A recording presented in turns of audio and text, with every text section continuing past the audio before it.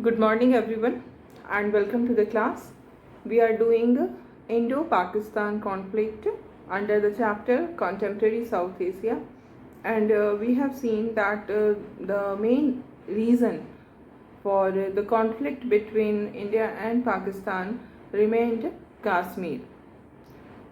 When India got independence, it was also partitioned, and at that time the princely states were given this liberty by the 1947 Independence Act of India that they can either join Pakistan or join India, or they can also remain independent. So in this regard, we see that Kashmir was a princely state, and it was ruled by a Hindu ruler named Hari Singh. Hari Singh was the ruler of Kashmir, and the ruler was Hindu, but the population was majority was Muslim. And in this situation, what happened that the Pakistan wanted to have Kashmir as its part, and the king was not ready to merge with Pakistan. And in this situation, what happened that in 1947 August we got independence, and in the month of October there was an attack from Pakistan on Kashmir, and under that circumstance, the Maharaja Hari Singh of Kashmir, he signed that instrument of accession, and the merger of Kashmir was done with India, and then India fought that war with Pakistan in the year 1947-48. ये जो first war हुआ 47 में ही हुआ, उसी समय हम क्या देखते हैं कि जो पाकिस्तान जो कश्मीर है वो दो पार्ट में उसी समय डिवाइड हो जाता है. एक पार्ट जो होता है वो जिस पर कि पाकिस्तान अपना कब्जा कर लेता है, कश्मीर का एक पार्ट जो कि पाकिस्तान के कब्जे में चला जाता है, जिसको हम पाक ऑक्यूपाइड कश्मीर कहते हैं. आज के समय में भी उसे हम पीओके कहते हैं, पाक ऑक्यूपाइड कश्मीर. तो 1947 के अक्टूबर में जो वॉर स्टार्ट होता है पाकिस्तान की तरफ से, उसी समय कश्मीर का एक बड़ा हिस्सा जो है वो पाकिस्तान के कब्जे में चला जाता है, जिसको हम पाक ऑक्यूपाइड कश्मीर कहते हैं, और बाकी जो पार्ट था वो इंडिया के कंट्रोल में रहता है कश्मीर का. ठीक है. और जो बॉर्डर इंडिया और पाकिस्तान के बीच में है, ठीक है, वो वहाँ पर हम देखते हैं कि जो जम्मू एंड कश्मीर जो स्टेट है उसमें एलओसी है, लाइन ऑफ कंट्रोल. तो जो एक्चुअल इंडिया का मैप हम देखते हैं आज के समय में, जिस मैप को हम ऑफिशियली जो हमारा मैप है, एक्चुअली वो पूरा का पूरा जम्मू कश्मीर का पार्ट हमारे पास नहीं है. It is not with India. इसमें एक बहुत बड़ा पोर्शन हम देखेंगे जो पाकिस्तान की तरफ वाला जम्मू कश्मीर है, उसका एक बहुत बड़ा पोर्शन पाकिस्तान के पास जा चुका है, इधर से चाइना के पास जा चुका है. तो जो जम्मू एंड कश्मीर है वहाँ पर हम देखते हैं कि एलओसी है, लाइन ऑफ कंट्रोल, जो कि दोनों देशों के बीच की बॉर्डर को बताता है. और ये मैटर यूएन में भी चला गया. उस समय Pandit Nehru, he was very much idealistic person, and he believed that this issue can be resolved through the effort of the UN, and that is the reason the matter went in UN. and उसके बाद से लेकर के अभी तक इसी कश्मीर को लेकर के जो पहली लड़ाई हुई वो 1947 में हुई, देन सेकेंड जो वॉर हुआ वो 1965 में हुआ, फिर थर्ड वॉर हुआ 1971 में पाकिस्तान के साथ. हालांकि इसमें हम in the war of 1971 Kashmir was not the issue. The issue was East Pakistan, which we have discussed during the emergence of the Bangladesh, है ना. तो पाकिस्तान के साथ हमारे ये सारी लड़ाइयाँ हुई, और इन लड़ाइयों में हम के बावजूद भी अगर हम देखें तो हमारा जो इशू है, कश्मीर का जो इशू है, वो रिजॉल्व नहीं हो पाया है आज तक. 1999 में हमारा एक और वॉर होता है जिसको कारगिल वॉर के नाम से जाना जाता है. तो ये 4 बहुत ही मेजर फुल फ्लेजेड वॉर जिसको हम कहेंगे हुई पाकिस्तान के साथ। लेकिन फिर भी जो कश्मीर का इशू है वो आज तक रिजॉल्व नहीं हो पाया है। वो प्रॉब्लम वहीं का वहीं पड़ा हुआ है, जैसे वो प्रॉब्लम था आज के डेट में भी वो प्रॉब्लम वहीं पर है। ठीक है, तो कश्मीर जो है that is the main issue behind the conflict between India and Pakistan. और कश्मीर के अलावे जो दूसरा इशू हम देखेंगे इंडिया और पाकिस्तान के बीच में है, that is about control over the Siachen glacier. तो कश्मीर के अलावे जो इशू है हमारे बीच में इंडिया और पाकिस्तान के बीच में जो जिसके कारण कॉन्फ्लिक्ट होता है वो है कंट्रोल ऑफ सियाचिन ग्लेशियर। और इसको लेकर के इंडिया और पाकिस्तान के बीच में जो कॉन्फ्लिक्ट है वो 1984 में हम कहेंगे ये स्टार्ट हो जाता है। अप्रैल 1984 में स्टार्ट होता है और ये कॉन्फ्लिक्ट चलता रहा 19 सालों तक, ऑलमोस्ट 19 ईयर्स तक ये इंडिया और पाकिस्तान के बीच सियाचिन ग्लेशियर के कंट्रोल को लेकर के कॉन्फ्लिक्ट चलता रहा। और अंत में 2003 तक ये कॉन्फ्लिक्ट चला। Lastly India got its control over Siachen glacier पे आज की डेट में इंडिया ने अपना कंट्रोल कर लिया है। ये टेरिटरी अब इंडिया के पास है, तो ये इंडिया के लिए विक्टोरियस कंडीशन थी। तो सियाचिन का जो मैटर था वो अब हम कहेंगे कि वो दैट इज़ रिजॉल्व। इसके अलावे एक और जो मैटर है वो है आर्म्स को लेकर के, एक्विजिशन ऑफ आर्म्स।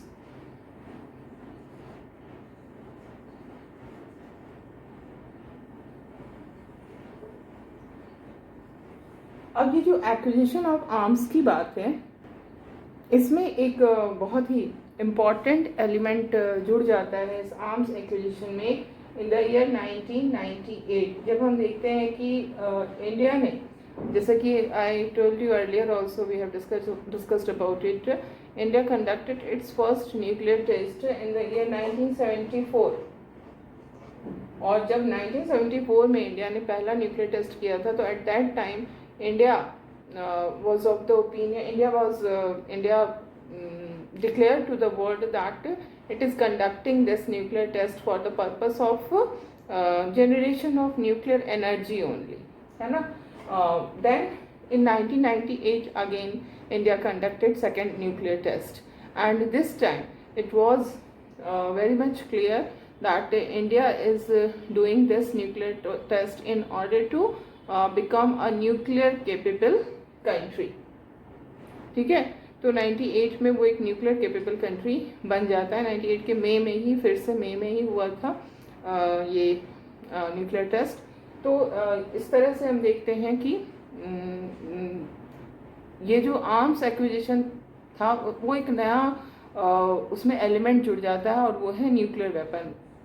ठीक है, तो 98 के मई में इंडिया ने कंडक्ट किया टेस्ट और इंडिया न्यूक्लियर वेपन कंट्री बन जाता है, बट अनऑफिशियली बनता है बिकॉज एनपीटी के कारण अब कोई भी कंट्री जो भी 1967 के बाद न्यूक्लियर टेस्ट कंडक्ट करेगा वो इलीगल होगा और वो कभी भी ऑफिशियली न्यूक्लियर वेपन स्टेट नहीं बन सकता है। तो we are nuclear weapon state but not officially, unofficially. तो हमने मई में किया, this is important to understand, है ना। ये हमने पहला जो हमारा न्यूक्लियर एक्सप्लोजन हुआ था that was in May 1974। Second explosion हमने किया, सेकेंड जो हमने टेस्ट किया दैट वाज इन मई 1998। और हमें ही फॉलो करते हुए it was done by India, है ना, ये हम इंडिया की बात कर रहे हैं। और फिर अक्टूबर 1998 में पाकिस्तान, ठीक है, अक्टूबर 1998 में पाकिस्तान ने भी वो कर दिया, न्यूक्लियर टेस्ट कर दिया। और इस न्यूक्लियर टेस्ट से के बाद पाकिस्तान भी न्यूक्लियर वेपन स्टेट बन जाता है। तो ये जो है ना, ये एक बहुत ही इम्पॉर्टेंट डेवलपमेंट है, क्योंकि अगर हम साउथ एशिया रीजन को देखें तो ये पहले से ही डिस्टर्ब्ड रीजन है because of conflict between India and Pakistan. India पहले ही हम देख रहे हैं, अगर 98 के पहले देखें तो 3 बहुत ही इम्पॉर्टेंट वॉर दोनों कंट्री के बीच हो चुका है, 47 में, 65 में, 71 में। तो जहाँ पर एक ऐसी 2 कंट्री ऐसे हैं जिनके बीच में 3 फुल फ्लेजेड वॉर हो चुके हैं, और उनके बीच का जो इशू है वो अभी तक रिजॉल्व नहीं हुआ है। वो प्रॉब्लम वहाँ जहाँ था वहीं बना हुआ है, कश्मीर का प्रॉब्लम। और ऐसे में दोनों कंट्री न्यूक्लियर टेस्ट करके न्यूक्लियर वेपन कैपेबल बन जाते हैं, न्यूक्लियर कैपेबिलिटी वाले कंट्री बन जाते हैं। ये इस पूरे के पूरे रीजन को बहुत ही सेंसिटिव बना देता है, और अगर हम कहें तो ये बहुत एग्जैगरेशन नहीं होगा कि ये पूरी वर्ल्ड पीस के लिए बहुत बड़े खतरे की बात है। और this is the reason restrictions were imposed on India because of this conduction of nuclear test in 1998. 98 में जो इंडिया ने न्यूक्लियर टेस्ट किया, इसके कारण हम पे रिस्ट्रिक्शंस लगे। यूएनएससी ने लगाया, यूनाइटेड नेशंस की सिक्योरिटी काउंसिल ने रिस्ट्रिक्शंस लगाया, इकोनॉमिक रिस्ट्रिक्शंस। पाकिस्तान पे भी इकोनॉमिक रिस्ट्रिक्शंस लगे, हालांकि बाद में उस रिस्ट्रिक्शन को हटा दिया गया। बट ये हमें ज़रूर समझना है कि जो हम न्यूक्लियर कैपेबल कंट्री बनने से, दोनों ही पाकिस्तान और इंडिया दोनों न्यूक्लियर कैपेबल बन जा रहे हैं 98 में, और ये इस रीज़न की सेंसिटिविटी को और भी ज़्यादा बढ़ा देता है। ठीक है, और इसके बाद हम लेकिन अगर हम देखें तो दोनों कंट्री ने जो बिहेवियर किया है, वो जिस तरह का बिहेवियर किया है उसमें हम ये देखेंगे कि रिस्पॉन्सिबल बिहेवियर कहा जाएगा। दोनों अब न्यूक्लियर वेपन वाले कंट्री हैं और दोनों का बिहेवियर रिस्पॉन्सिबल रहा है, क्योंकि उसके बाद से हमने देखा कि इन दोनों ने अपने आपस में ऐसे मिलिट्री रिलेशनशिप को बिल्डअप किया है जिसमें कि डायरेक्ट और फुल स्केल वॉर को रिड्यूस हो गए, उसकी जो पॉसिबिलिटी है वो रिड्यूस हो गई। जैसे करगिल वॉर हुआ हमारा 1999 में, करगिल वॉर हुआ, but that was not a full fledged war. एक रीजन में ही वो वॉर लिमिटेड रहा। तो ये हमने रिस्पॉन्सिबल बिहेवियर शो किया दोनों कंट्रीज ने। हम कहेंगे कि उसके बाद कभी भी उस तरह के फुल स्केल वॉर के ऑप्शन की तरफ हम नहीं गए, जो कि बहुत इम्पॉर्टेंट है in order to maintain the peace of the region as well as of the whole world, है ना। तो ये चीज़ें जो है ये इसके साथ इंडो पाकिस्तान रिलेशन में आपका एक बहुत ही इम्पॉर्टेंट पॉइंट आता है। And now we will see government of both the countries blame each other. जो भी आज के डेट में हम इंडिया और पाकिस्तान के बीच के रिलेशन को देखते हैं तो हमको यही समझ में आता है कि जो एक कॉन्फिडेंस का जो एटमॉस्फेयर होता है, that atmosphere is not there. Suspicion का एटमॉस्फेयर है। दोनों ही एक दूसरे को, दोनों कंट्री की जो गवर्नमेंट है वो एक दूसरे को शक की नज़र से, संदेह की नज़र से देखती है, एक दूसरे पर बिलीव नहीं करती हैं, एक दूसरे पर ब्लेम्स होते हैं। अगर इसमें हम देखें तो इंडियन गवर्नमेंट की तरफ से जो ब्लेम लगाया जाता है पाकिस्तान पे, वो सबसे इम्पॉर्टेंट ब्लेम यही है कि पाकिस्तान जो है वो कश्मीर में टेररिज्म को बहुत ज़्यादा प्रमोट करता है। और not only in Kashmir but पूरी कंट्री, पूरी इंडिया में अगर हम देखें जो भी टेररिस्ट थ्रेट इंडिया को टेररिज्म की तरफ से है, तो उसको सपोर्ट जो मिल रहा है वो पाकिस्तान से मिल रहा है। पाकिस्तान हर तरह का सपोर्ट, जिसको हम कहेंगे कि मिलिटेंट्स की ट्रेनिंग करना, कैंप्स लगाना, उनको फाइनेंशियल हेल्प देना, मॉरल सपोर्ट देना, देन उनके आर्म्स से रिलेटेड उनके नीड्स को पूरा करना, all kind of support is given to the terrorist groups by the Pakistan. This is the blame, one of the most important blame by the Indian government. Indian government की तरफ से ये एक सबसे important blame लगाया जाता है कि terrorism को ये promote करती है ना, हर तरह से प्रोटेक्शन देती है। यहाँ तक कि जो पाकिस्तान की आर्मी है और जो मिलिटेंट्स हैं, पाकिस्तान की आर्मी और मिलिटेंट्स, इनके बीच में पूरी, जिसको कहा जाएगा कि बहुत ही अच्छे रिलेशंस मेंटेन्ड हैं, और इसको इंडिया के अगेंस्ट यूज़ किया जाता है। हर तरह का प्रोटेक्शन उनको दिया जाता है। जो भी इंडिया में जो टेररिस्ट होते हैं, जो पकड़े जाते हैं, उनका रूट कहीं ना कहीं पाकिस्तान में ही जुड़ा होता है, पाकिस्तान से जुड़ा होता है। तो ये इंडिया में अनरेस्ट क्रिएट करना पाकिस्तान की तरफ से बहुत ही एक जिसको हम कहेंगे पाकिस्तान की एक ऐसी एक्टिविटी है जो कि हमारे रिलेशन को और भी ज़्यादा ख़राब कर रही है।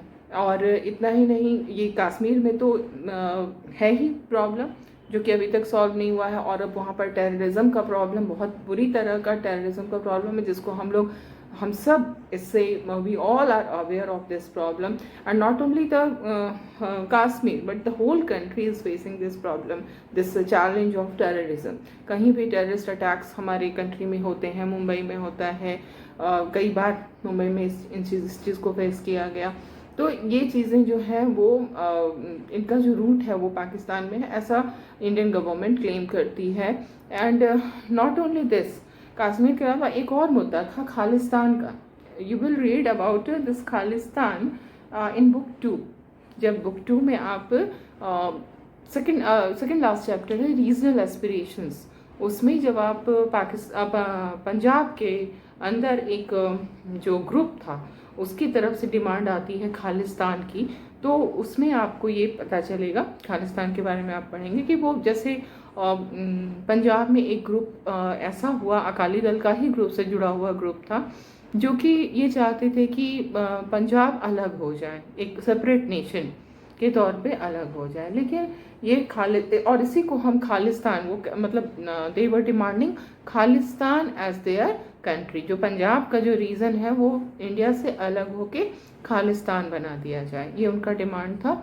और उस समय जो खालिस्तान की जो डिमांड हुई पंजाब में, तो ये वहाँ पर टेररिज्म भी आया, बहुत ज़्यादा टेररिज्म का चैलेंज इंडिया को फेस करना पड़ा। और इसकी भी जो रूट थी, जो खालिस्तान मिलिटेंट्स थे, उनको भी जो सपोर्ट मिल रहा था, मिलिट्री सपोर्ट, फाइनेंशियल सपोर्ट, ये सारे सपोर्ट जो हैं वो पाकिस्तान से ही मिल रहे थे, है ना।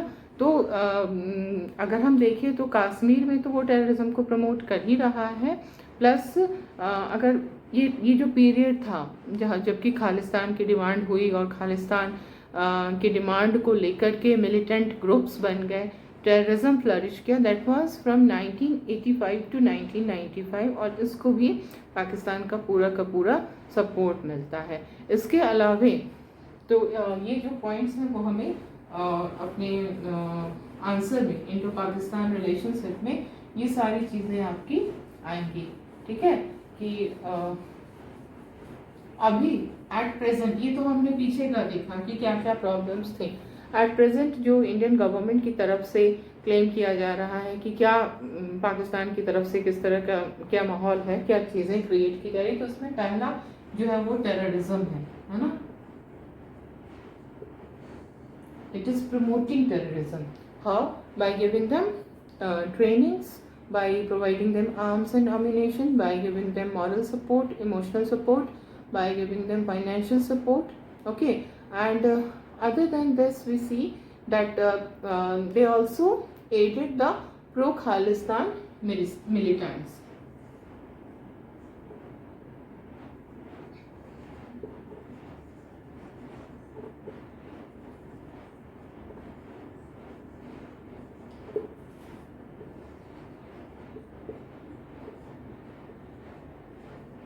The pro-Khalistan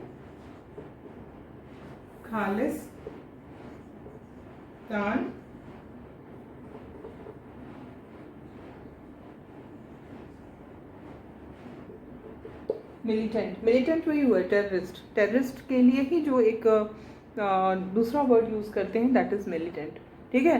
तो पाकिस्तान ने प्रो खालिस्तानी मिलिटेंट्स को भी हेल्प किया, आर्म्स एंड एमिनेशन से और फाइनेंशियली हर तरह से उसने हेल्प किया। इसके बाद हम नेक्स्ट देखेंगे कि जो ISI है, ISI क्या है, उसकी स्पाई एजेंसी है पाकिस्तान की।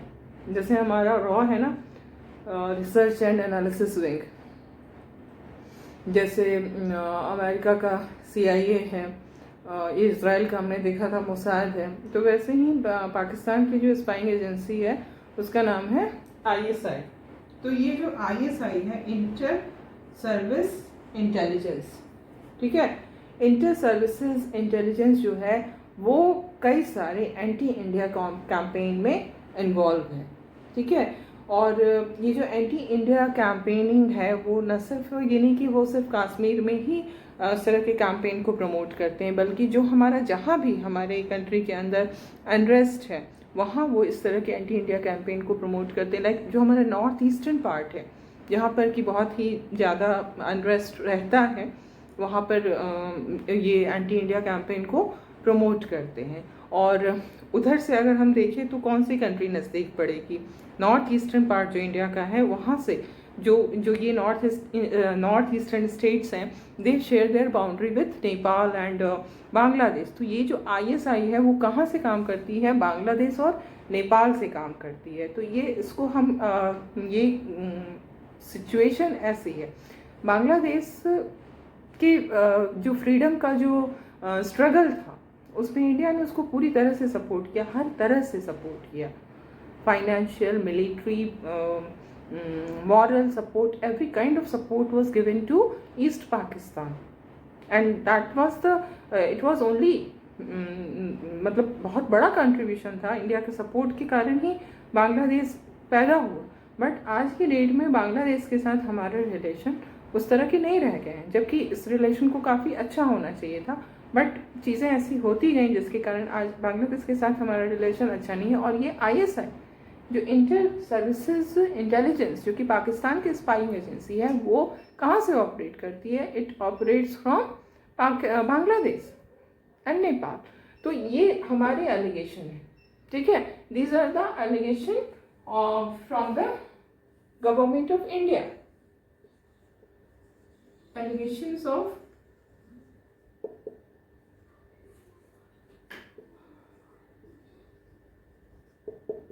बट ऐसी बात नहीं है कि सिर्फ हम ही आरोप लगाते हैं, इंडियन गवर्नमेंट तो आरोप लगाती है। अगर दूसरी तरफ हम देखें तो जो पाकिस्तान की गवर्नमेंट है उनके भी कुछ आरोप हैं, दे ऑल्सो अलेज समथिंग, है ना। तो उनके क्या आरोप है अब हम वो देखेंगे। तो the Pakistan government alleges that Indian government and its security agency they promote trouble in the provinces of Sindh and Balochistan, which is the troubled regions of Pakistan, जहाँ पर पहले से ट्रबल हैं पाकिस्तान के अंदर। तो उस ट्रबल को इंडियन गवर्नमेंट और इंडिया की जो सिक्योरिटी एजेंसी है वो उसको बढ़ाती है, एनकरेज करती है। This is the allegation of the government of Pakistan. And now we will see कि अगर हम इंडिया और पाकिस्तान को देखें तो कुछ और भी प्रॉब्लम्स इनके बीच में हैं, कुछ और भी इश्यूज़ हैं, जैसे कि जो अभी हमने मेन इशू देखा वो कश्मीर का इशू था, है ना। कश्मीर के इशू के अलावा सियाचिन ग्लेशियर का भी इशू था, एंड देन आर्म्स एक्विजिशन वाला इशू आया जिसमें कि हमने देखा कि दोनों कंट्री न्यूक्लियर वेपन्स कैपेबल हो गई, ठीक है।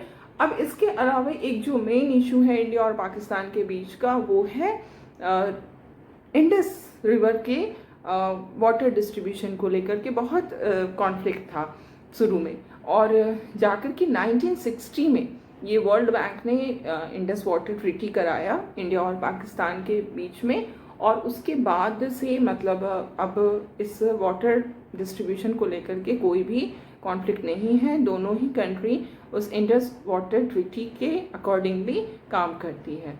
तो जो प्रॉब्लम्स हैं उसमें हमारा Indus water, division of Indus water, है ना।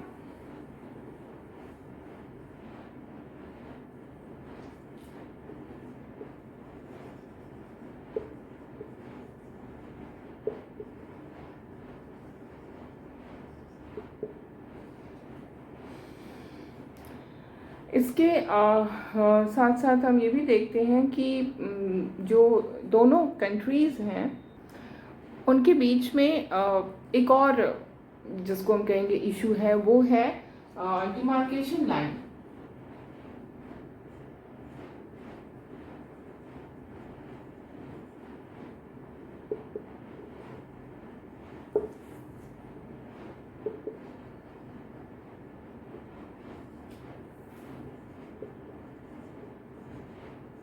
रन ऑफ कच्छ में जो डिमार्केशन लाइन है सर क्रीक में, उसको लेकर के भी इनके बीच में कॉन्फ्लिक्ट है। Demarcation line in sir creek in run of Kutch, कहाँ पर? सर क्रीक में।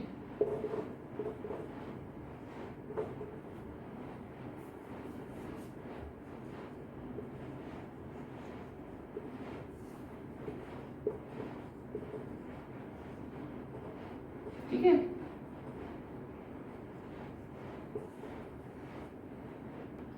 so these are the major issues between the two countries. other than जो भी हमने issues discuss किया वो यही issues हैं, और दोनों गवर्नमेंट का एक दूसरे पर जो ब्लेम है वो भी हमने देख चुका है।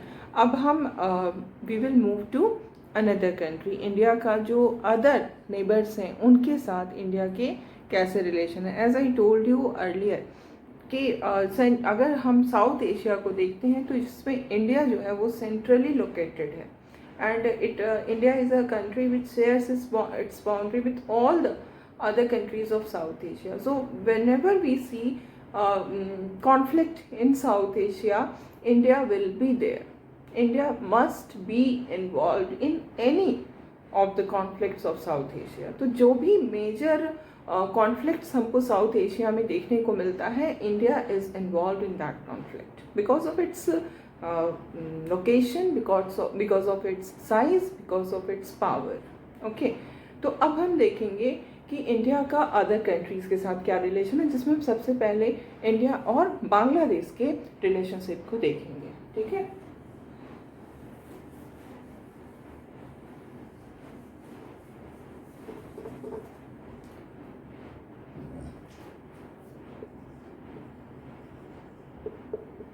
Indo Bangladesh relation.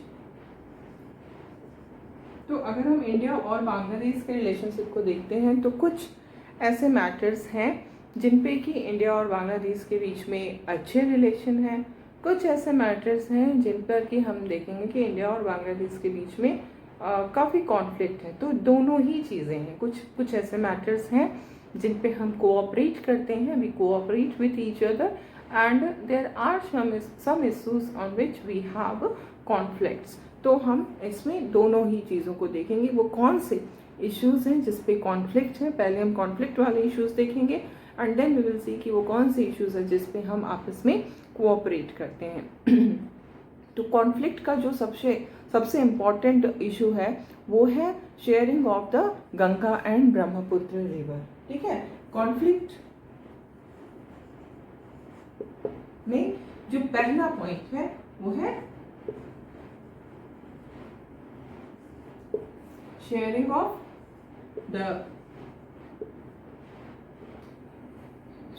of the Ganga and Brahmaputra river water.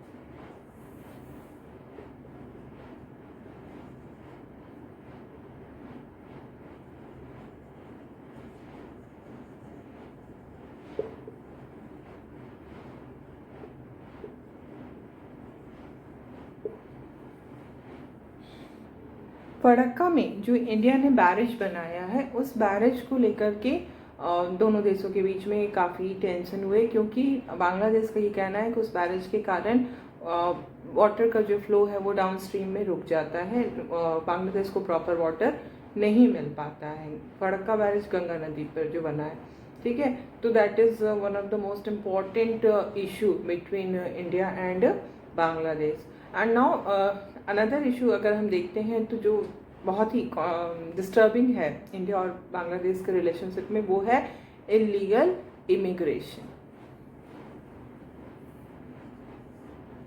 क्योंकि बांग्लादेश से काफ़ी ज़्यादा माइग्रेशन होता है, रेफ्यूजीज इंडिया में आते हैं। ठीक है,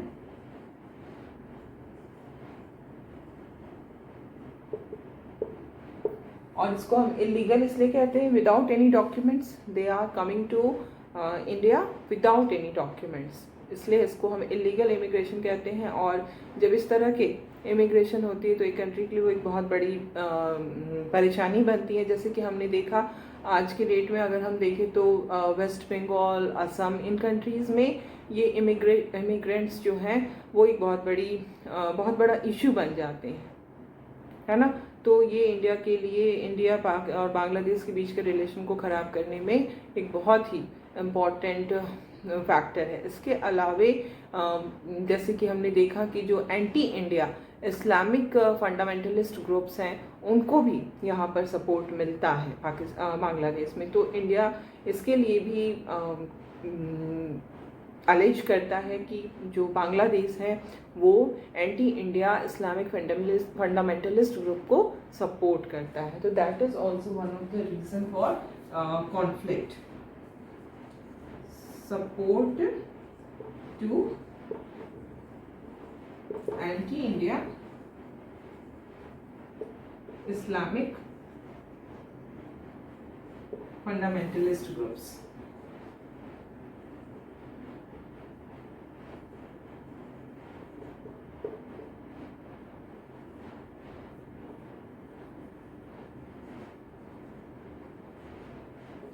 So there are other issues also. We will discuss all these in the next class.